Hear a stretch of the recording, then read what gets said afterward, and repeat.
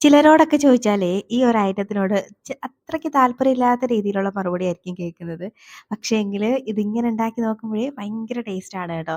അപ്പോഴ് ഒരു പാനിലോട്ട് കുറച്ച് ഓയിൽ ആഡ് ചെയ്തിട്ട് സ്പൈസസ് ഒക്കെ ഒന്ന് ചേർത്ത് കൊടുത്തിട്ട് അതിലേക്ക് ഇനി കുറച്ച് കുഞ്ഞുള്ളിയും, ഇഞ്ചിയും, വെളുത്തുള്ളിയും ഒക്കെ ചേർത്ത് നന്നായിട്ട് ഒന്ന് വെന്ത് വരുന്നവരെ വഴറ്റിയെടുത്തിട്ട് ഇനി അതിലേക്ക് 2, 3 തക്കാളി അരിഞ്ഞതും ചേർത്ത് നന്നായിട്ടൊന്ന് വെന്ത് വരുന്നവരെ വഴറ്റിയെടുക്കണം. ഇനി അതൊന്ന് തണുത്ത് വരുമ്പോഴേക്കുവേ ഇനി ഒരു മിക്സിയുടെ ജാറിലോട്ട് ഇട്ട് കൊടുത്തിട്ട് കുറച്ച് വെള്ളം കൂടെ ചേർത്ത് നന്നായിട്ട് പേസ്റ്റ് പോലെ ഒന്ന് അരച്ചെടുത്തിട്ട് ഇനി വീണ്ടും അതേ പാനിലോട്ട് തന്നെ വീണ്ടും കുറച്ച് എണ്ണയും കൂടെ ചേർത്തിട്ട് ഒരു സവാള ചെറുതായിട്ട് അരിഞ്ഞതും കൂടെ ചേർത്ത് ഒന്ന് വഴറ്റിയെടുത്തിട്ട് അതിലേക്ക് നമ്മൾ അരച്ച് വെച്ച പേസ്റ്റും ചേർത്ത് നന്നായിട്ട് ഒന്നങ്ങ് വഴറ്റിയെടുക്കണം. ഇനി അതിലേക്ക് കുറച്ച് മഞ്ഞൾപ്പൊടിയും, മല്ലിപ്പൊടിയും, പിന്നെ ഒരു 2 ടീസ്പൂണൊക്കെ മുളക് പൊടിയും കൂടെ ചേർത്ത് കൊടുക്കണം. ഇനി ആ പൊടികളുടെ പച്ചമണം മാറുന്നവരെയും നന്നായിട്ട് വഴറ്റിയെടുക്കണം.